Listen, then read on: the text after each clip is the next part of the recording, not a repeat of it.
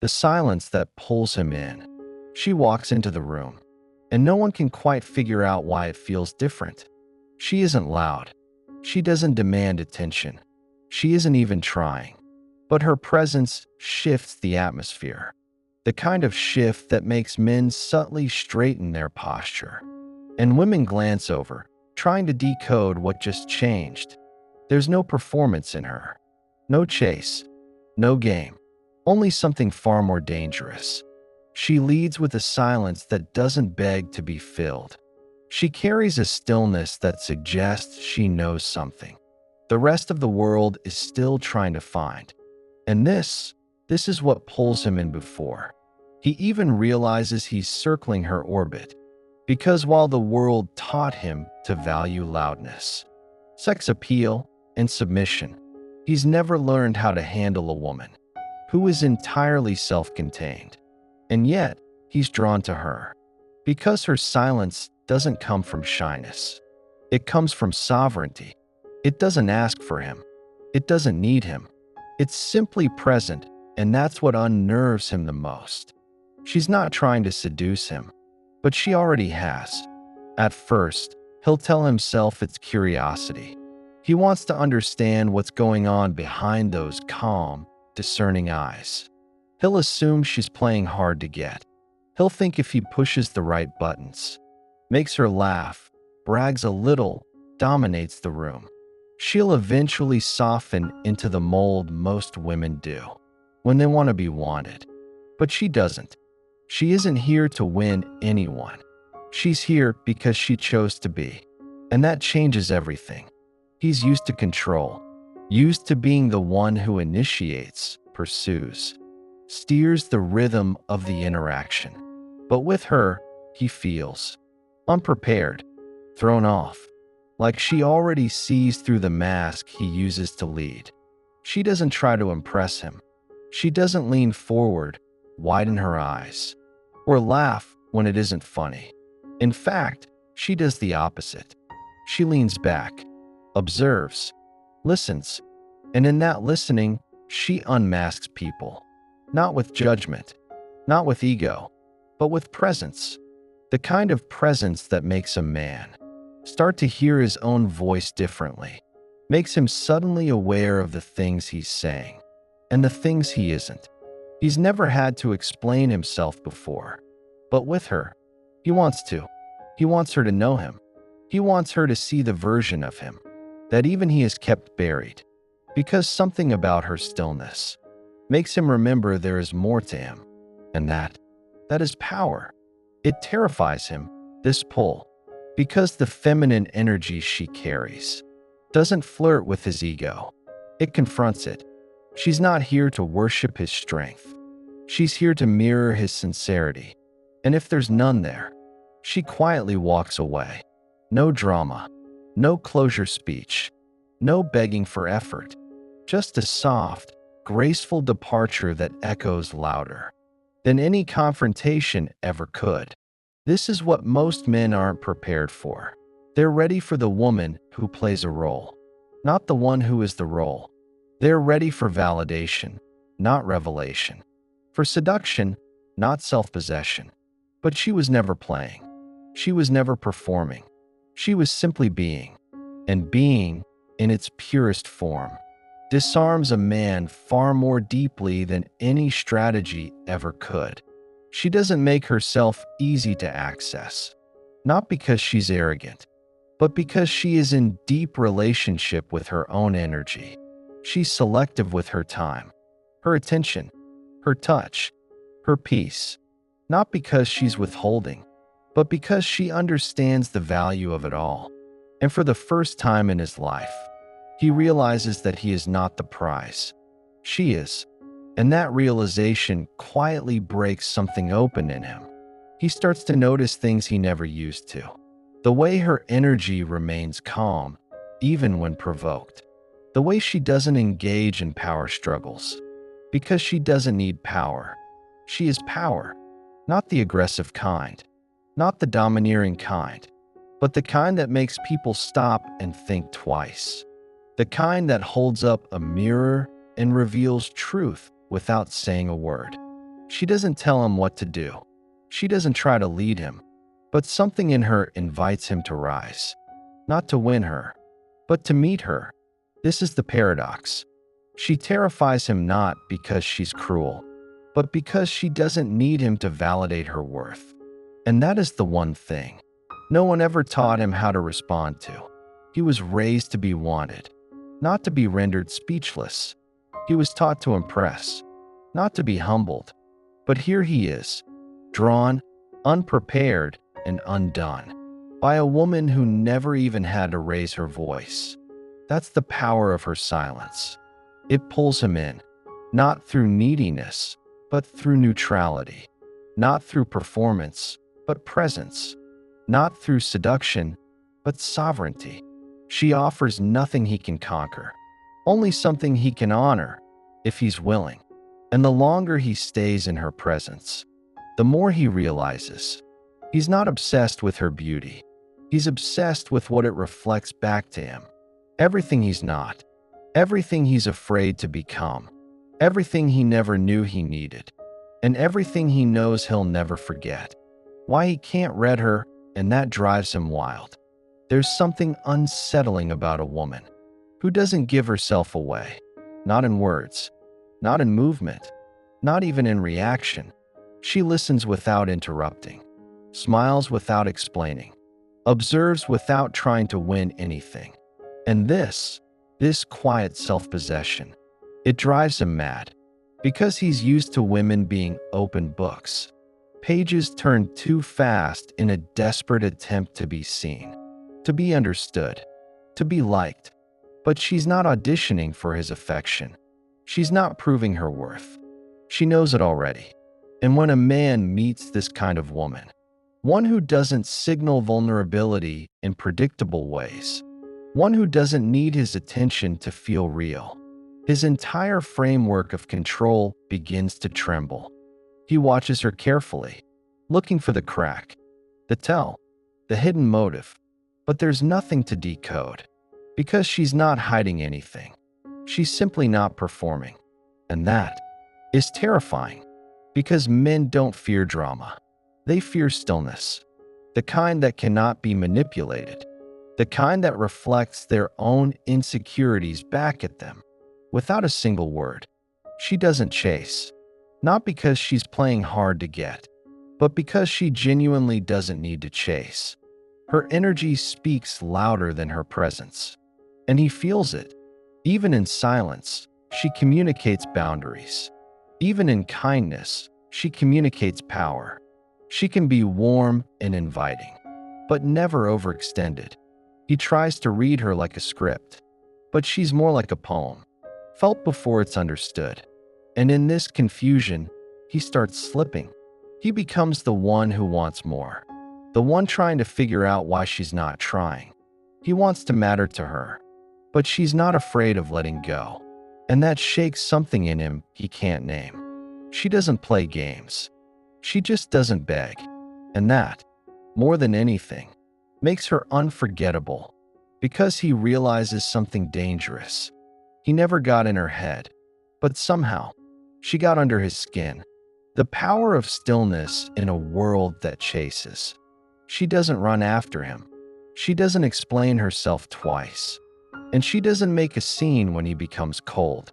Instead, she becomes still, not silent in defeat, not cold in retaliation, but grounded, unervingly self-contained, in a world addicted to the chase, where attention is currency and validation is survival.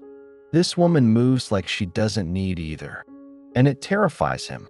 He's used to noise, to drama, to emotional protests masked as passion.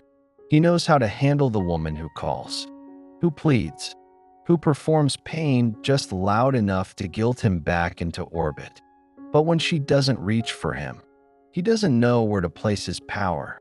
It has nowhere to land, no reaction to feed on, no ego to inflate. And in that stillness, he feels something primal, the quiet return of her mystery. This kind of feminine stillness isn't apathy. It's not aloofness born from indifference. It's restraint born from self-respect, and he can feel the difference because there's a softness to it, a presence that doesn't chase, but also doesn't punish. She doesn't need to prove she's okay without him. She simply is, and that presence is louder than any scream could be. He checks her story. She hasn't posted. He sends a message. She sees it and doesn't reply. Not because she's playing a game, but because she's not playing at all.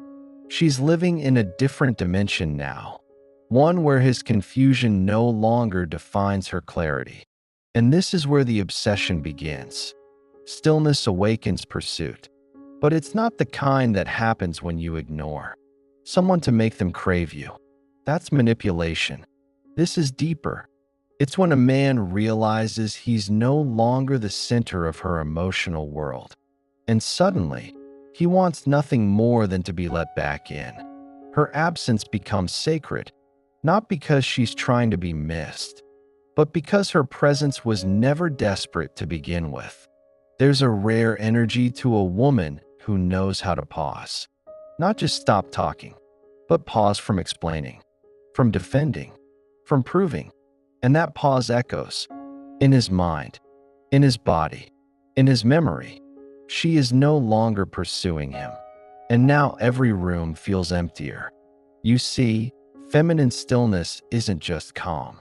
It's magnetic, because in a world full of noise, the quiet becomes piercing. She doesn't need to demand to be seen. Her absence does the talking. Her restraint becomes a mirror, and in it, he sees himself more clearly than ever. What he pushed away, what he took for granted, what he thought would wait. And the most haunting part? He realizes too late that she wasn't trying to be hard to get. She was just hard to forget. When a woman stops chasing, she doesn't lose value. She reveals it. Because in stillness, she becomes art. Not a performance, not a product, but a presence. One he can no longer buy with attention. One he can no longer access through charm. One he must now earn. She lives now in a different rhythm. Slow, centered, unbothered. And that is what drives him wild. Not the drama, not the games, not the availability he used to mistake for weakness, but the strength it takes to be still, to be whole, to be enough even without him. Because that's the feminine he can't predict, can't perform for, can't possess. And once he's met her, nothing else feels real. This is how she becomes unforgettable, not by doing more, but by needing less. And in that stillness, she becomes the one he will chase for the rest of his life, even if he never catches her. How she becomes his deepest obsession without trying. It begins the moment he realizes she doesn't need him, not the way others did, not the way he expected. She isn't fueled by his presence, and she isn't emptied by his absence. And for a man who once believed he was the sun, she is the first woman to show him. She never revolved around him. She doesn't beg. She doesn't prove. She doesn't perform to stay. Instead, she radiates. And he's not used to radiance that asks for nothing in return. It haunts him because suddenly he feels the lack of her voice, her softness, her mystery, not because she's withholding them, but because he mishandled them. And now, she's gone in the most haunting way possible, without a fight. That's what turns her into an obsession, not because she tried to leave a mark, but because she never tried at all. There were no fireworks, no slamming doors, no public declarations of heartbreak, just an unspoken knowing. She will not offer her warmth to a man who cannot hold it with care. And when she retreats, everything about her becomes rare. You see, when a woman stops chasing, she becomes a question he can't answer. Did she ever need me? Was she really that peaceful? Or just pretending? How could someone love me so fully and then stop? These thoughts swirl in his mind, not because she ghosted him, but because she maturely released him. No chaos, no drama, just dignity. And dignity, to a man who plays games, is the one energy he has no power over. He looks for her in others. He tries to recreate what he felt around her, but it never feels the same. Because her allure wasn't in the things she said. It was in the things she didn't have to say.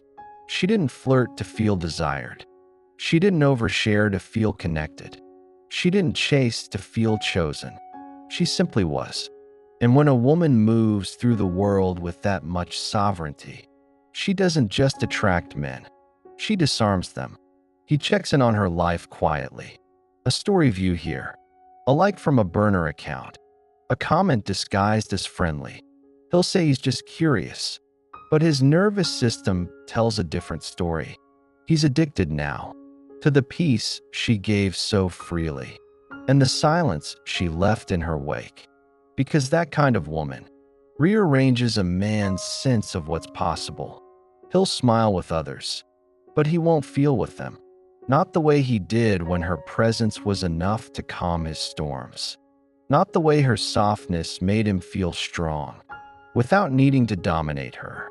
And now, in her absence, his ego has nowhere to go. This is what happens when a man loses a woman he never really had. Not because she withheld, but because he never slowed down long enough to understand the depth she carried. And now, she's a ghost. Not one that haunts him in anger, but one that lingers in elegance. She lives in his memory as the one who didn't scream, didn't cling, didn't crumble. She simply walked away, intact.